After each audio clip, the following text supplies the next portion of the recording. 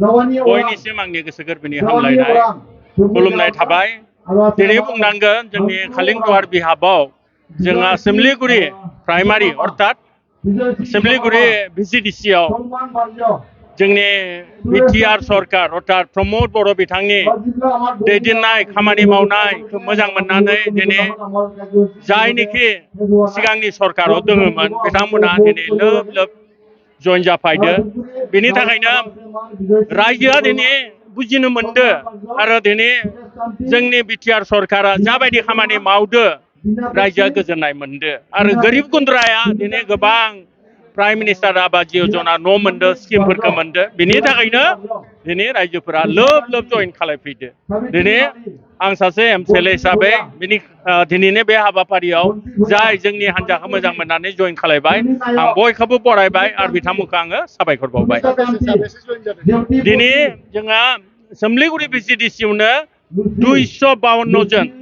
already जइन जाबाय दा बयखौबो जों बरायबाय आरो दिनै जोङो फिसायै बे प्रग्रामखौ खालामनाय जादों आरो बोथिसे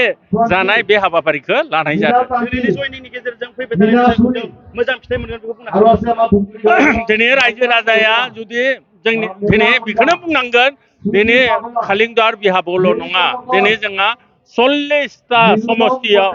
लोब लोब गासैबो समस्तियावनो जइन जागासिनो दङ